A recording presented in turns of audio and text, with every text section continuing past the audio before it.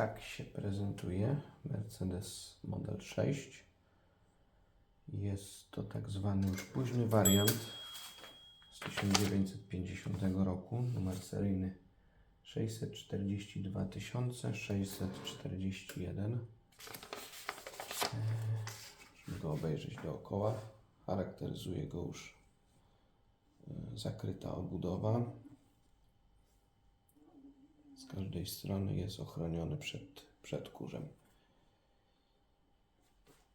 Dobra, wkręcimy może papier, żeby zaprezentować, jak działa.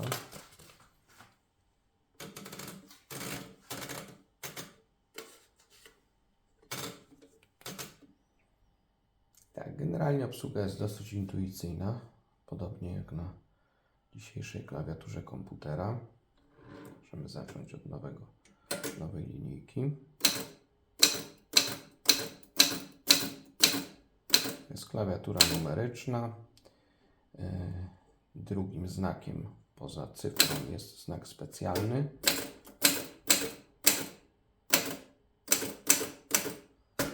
Tak, poniżej już jest typowa klawiatura z literami, z literą wielką, małą i wielką po naciśnięciu zmieniacza dzisiejszego shifta. Gdybyśmy chcieli stale pisać wielkie litery, to musimy tu ten mały przycisk obok zmieniacza nacisnąć. To jest tak zwany trzymacz. Określmy go caps lockiem.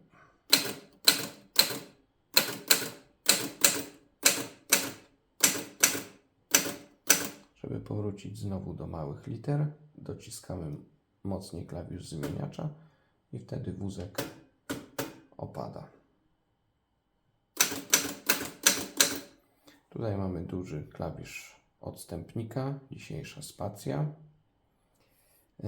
Są dwa klawisze zmieniacza, lewy, przy którym jest caps lock, i prawy zmieniacz z tej strony. Ma identyczną funkcję, tylko tutaj bez caps locka. Dodatkowo mamy tutaj dwa przyciski ze strzałkami, jedna w lewo, druga w prawo. Prawa pozwala na cofnięcie wierszaka, aczkolwiek to powinno być w drugą stronę. Trzeba zamienić te klawisze.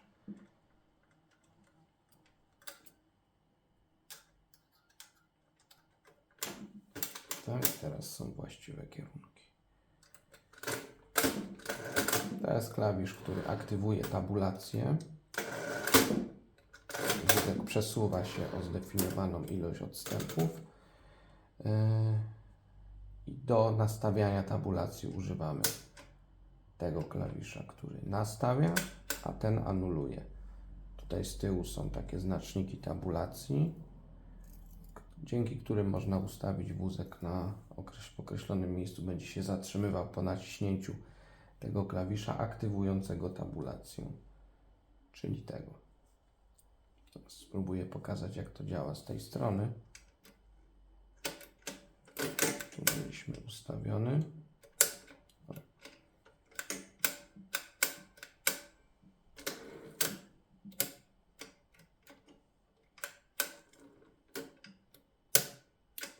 Ustawiony przycisk tabulacji, znacznik, tak samo tutaj. Tak, i teraz jak mamy ustawione, zobaczymy, jak się zachowa wózek. Zatrzymuje się w tych miejscach, gdzie są ustawione znaczniki tabulacji. Do obsługi tabulacji jeszcze służy jedna dźwigienka tutaj z tyłu. Po jej dociśnięciu możemy anulować wszystkie znaczniki tabulacji. Tak, wszystko się skasowało. Teraz wózek powinien przejechać bez zatrzymania. Tak. No, generalnie tabulacji rzadko kiedy się używa. Tutaj są dwa analogiczne przyciski. Zwolnienie wózka pozwala nam na swobodne przesuwanie go na całej długości. Pojawił się dźwięk dzwonka. W zależności, jak tutaj są ustawione suwaki marginesowe, dzwonek włącza się na jakieś 3 znaki przed końcem możliwości pisania. O.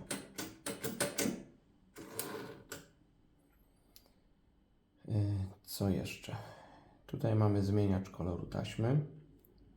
Akurat w naszym przypadku to niewiele zmienia, bo taśma jest cała czarna, ale gdyby była dwukolorowa, to w zależności od tego, jak tu jest ustawiony ten wskaźnik, widełki podnoszone są na różną wysokość i wtedy można pisać obszarem taśmy czerwonym albo czarnym czy niebieskim, w zależności jaka jest taśma włożona. Tutaj mamy taką podpórkę na papier chowaną, klipsy podtrzymujące papier. Tak, mamy tutaj rączkę, dzięki której po skończeniu pisania w danej linijce możemy się przenieść do kolejnej. I też tutaj na wierszaku kolejnej dźwigience możemy ustawić, o ile linijek będzie się przesuwała kartka podczas uruchomienia rączki. Tutaj mamy kilka odległości, jest to zdefiniowane jako 5 albo 1. Mamy tu jeszcze taką dźwigienkę, która zmienia jakby tryb obrotu wałka. Jest on wysprzęglony z taką zębatką i dzięki temu teraz może się poruszać całkowicie liniowo.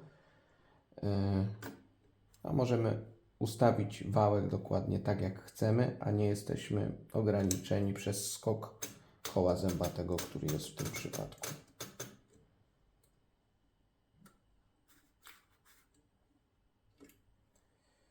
Dźwigienka po prawej stronie, może pokażę jej działanie w ten sposób, że wkręcimy papier.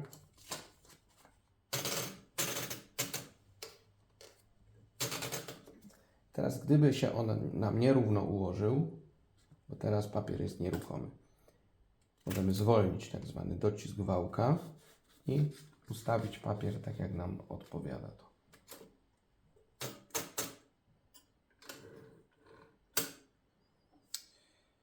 Co jeszcze można tutaj zaprezentować?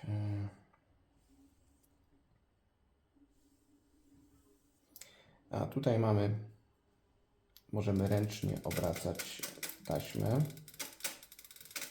w jedną albo w drugą stronę. Możemy zmienić kierunek przesuwu taśmy. Zawsze jest tak, że jedna rolka nawija, a druga jest luźna. I teraz w zależności od tego, jak ustawimy, to albo lewa nawija, albo prawa nawija i druga jest luźna, wysprzęglona. Tutaj jest też z tyłu sprężyna, która naciąga wózek. Generalnie, gdy ona jest za słaba, możemy ją dodatkowo nakręcić tutaj. Trzeba pamiętać, żeby też odkręcić tutaj taką śrubkę zabezpieczającą.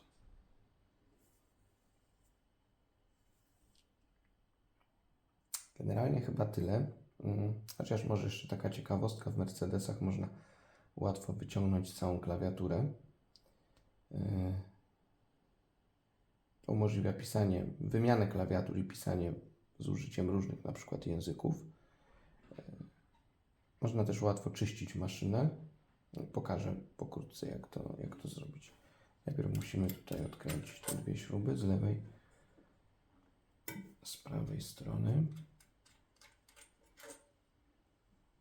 Tak, musimy ściągnąć te pokrywy. Odłożymy je tu.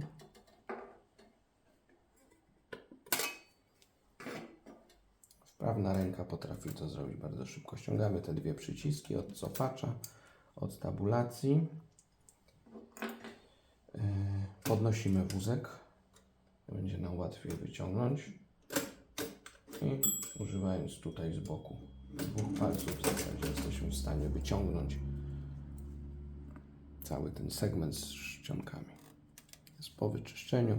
Proszę zobaczyć w środku, jak wygląda. Łatwo wszystko wyczyścić, jest dogodny dostęp. Dobrze, włożymy to z powrotem.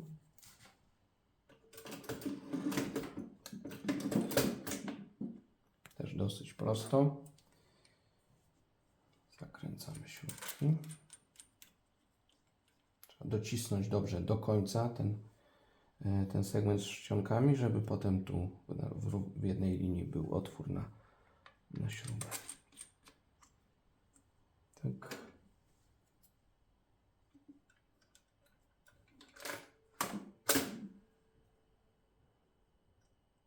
Cofać w drugą stronę.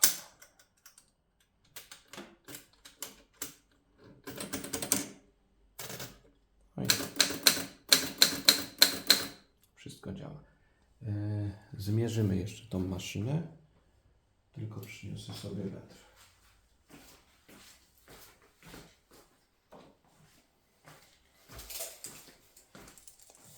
Więc tak, złożymy ten uchwyt na papier. Tak, maksymalna wysokość to jest tutaj w tym miejscu. O, to jest jakieś 24,5 cm. Zobaczmy jeszcze tutaj. Tak, no przyjmijmy 25 maksymalnie. Szerokość tutaj przy wałku jest największa. To jest jakieś 42,5, no 43 cm. Natomiast głębokość.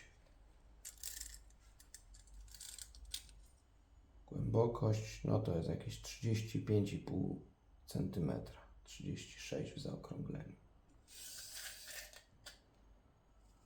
No i generalnie tak ta maszyna się prezentuje. Model dosyć ciekawy. Późny wariant, jak mówiłem. Generalnie nie był produkowany w jakichś dużych ilościach. Na pewno mniej popularny niż tradycyjny model model 6.